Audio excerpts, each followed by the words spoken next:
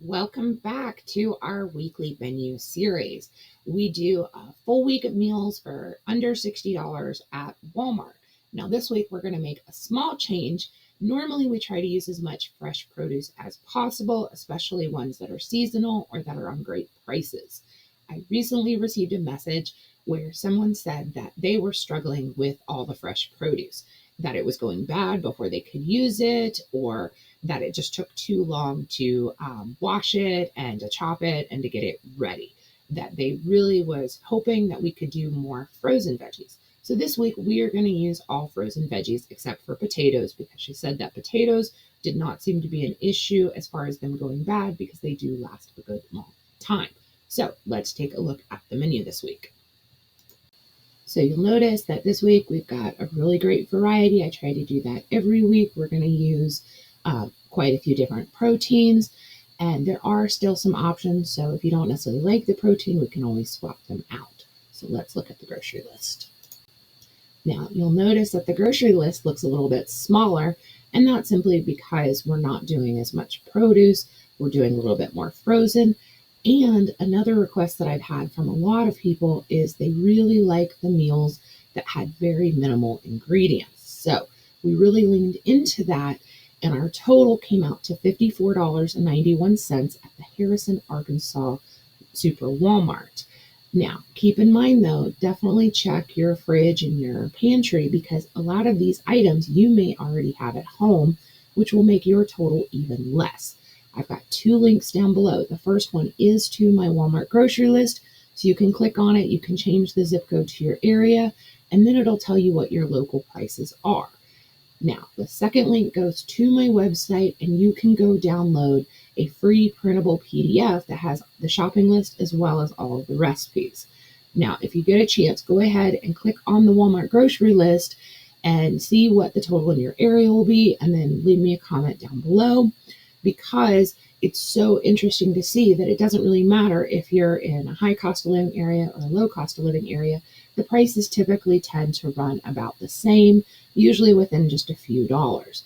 Now, keep in mind that there are a few items that can be considered regional, so the brand isn't available everywhere. So if you see an item that has kind of a wonkadoodle price, just switch it out to something that's local to your area, and then you won't have to pay so much. Now, the only thing that we're assuming that you have this week is your preferred cooking oil. We just need 1 tablespoon of flour, and then of course, whatever your favorite seasonings are. So let's get into the recipes. Our first dish is going to be a one-pot sausage and mac and cheese. Now, I'm a huge fan of one-pot meals. I'm also a huge fan of mac and cheese. Who isn't? But the great thing about mac and cheese is that you can actually make it like a zillion different ways. And this is just one of those super simple ways that you can make it, and it doesn't take a lot of ingredients. Now, for this one, I will say that the seasonings of your sausage and whatever extra seasonings you add are definitely going to make a difference. I tend to keep it more with like a garlic and herb blend, things of that nature, but you can easily kind of swap this up depending on the seasonings you use. You can make it more of like a chili mac by adding chili powder. You can do it more like Italian style by adding Italian seasoning. Or if you wanted more of like a Tex-Mex feel, you could easily add taco seasoning. So those are all great options, and it's all the same recipe. It just depends on the seasonings that you use. Now, we're going to do just some basic green beans on the side.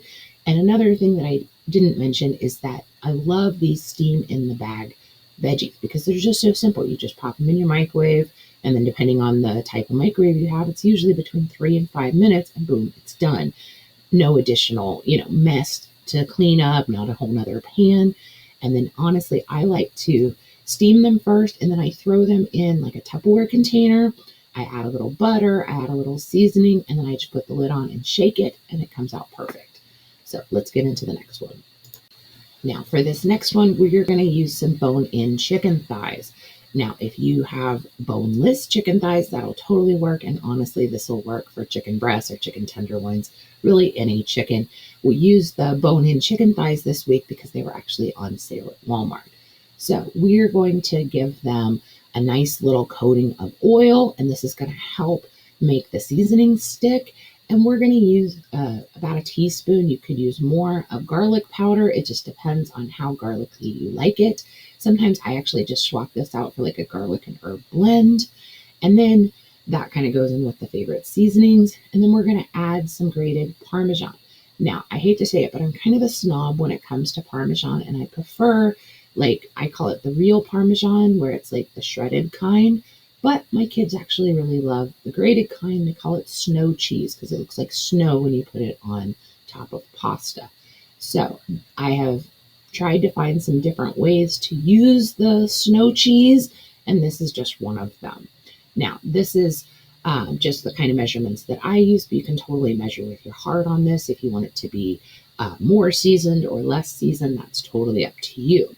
We're also going to make some white rice, but we're going to do it with half water, half chicken broth to kind of add the flavor there. And then we'll do a side of frozen broccoli that we just steam in the microwave. Now, I have always been a fan of mustard with hot dogs or with sausage because I just feel like those flavors really go well together. But did you know that you can use mustard to make a gravy? Well, yes, you can, and it actually works really well. So we're going to start by just making some basic mashed potatoes, and I like to go ahead and wash and chop my potatoes kind of small, put them in a pan, add water, bring it to a boil.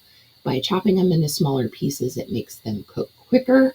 So keep that in mind next time you're making mashed potatoes. If you just leave them as big chunks, of course, it's going to take longer. Now we're just going to brown up that sausage. I like to do just kind of like the little rounds when I cut them.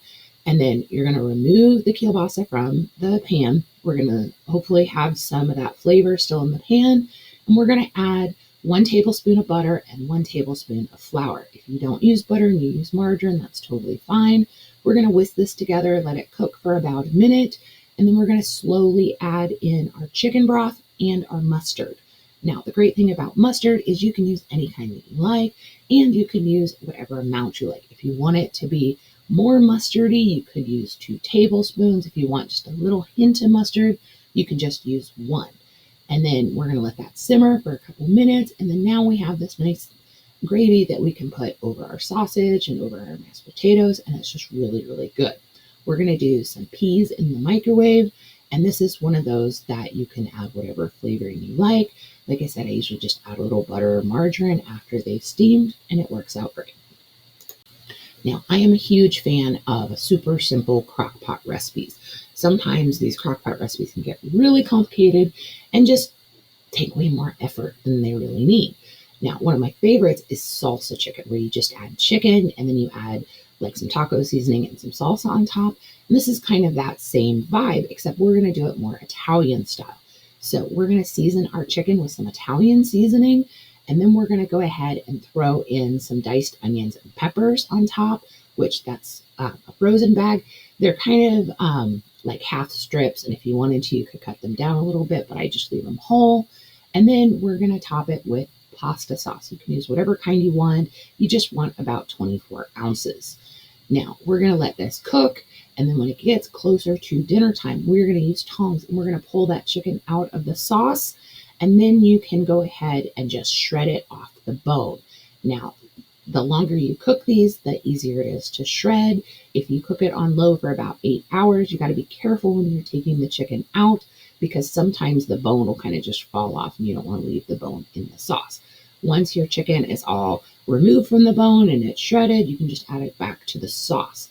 And then this becomes kind of like a chicken spaghetti, and we're going to serve this over spaghetti pasta. Now, honestly, any shape of pasta will work. And I did have some elbow pasta on this week, but I did 2 different options here. So you can obviously just look in your pantry and see what you have. And then we'll bring out the Parmesan cheese, because who doesn't like, a little Parmesan cheese on their pasta? So let's look at the next one. Now, if you hadn't noticed, I am a huge fan of rice bowls, and there's so many different ways you can do them. So tonight we are going to do a shrimp bowls with coconut rice. Now, if you're not a big fan of coconut, that's totally fine. You can easily swap out the coconut milk for like pineapple juice or just chicken broth, whatever you like there. But it's just a nice little addition. I always thought I wasn't a really big fan of coconut. Turns out I just don't really like the texture of coconut. So coconut milk is actually pretty good. It's kind of mild and I get the flavor, but not the texture. So you just have to adapt that if you need to.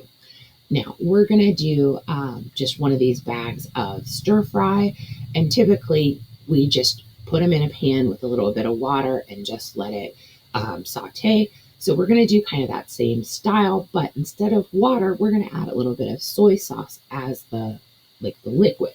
So if you're not a huge fan of soy sauce, you could always swap that for water. And then once the veggies are fully cooked, we're just going to set those aside out of the pan. And then we're going to add our shrimp. And you can actually season the shrimp with whatever you like. I typically just keep it simple with like some salt, some pepper, some garlic powder, but you can always change up the seasoning to whatever you like. Once you saute those and they turn pink, then we can just assemble our bowl. We'll have our rice on the bottom, you add some stir-fry veggies, put on your shrimp, and then you're good to go. Now, we are huge fans of Yum Yum sauce. You can find it in like the Oriental aisle. And so we typically add that a lot to these, but some people say they don't like it. So I didn't include it, but that's definitely an option as well. For our last one, we are going to do some chicken and potato tacos. Now, before we get started, I just want you to know that we are going to use some canned chicken for this because it is shelf stable and it's pretty affordable. But if you don't want to use canned chicken, you can seriously use any kind of chicken that's already cooked. Maybe you want to shred it up. That's perfectly fine. Another option here is if you don't want to use like the regular potatoes, you could even use canned potatoes in this instance. So there's lots of options here. Now we're going to just go ahead, and if you're using the regular potatoes, you can put them directly into a skillet and saute them, but they take a while then that way to cook. So you could actually go ahead and throw them in the microwave and kind of bake them first till they're soft and then fry them. Or one of the tricks that I've recently found is you can dice it up, boil it in water until they're tender, drain them real good, and then add them to a hot skillet with oil.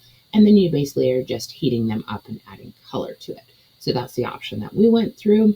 And then we're going to go ahead and add some of our peppers and onions since we got a big bag.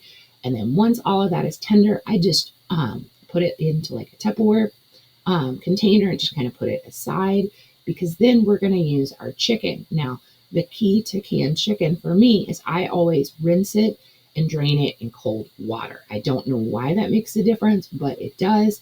We're going to add it to the pan. We're going to add some taco seasoning and about a tablespoon of water.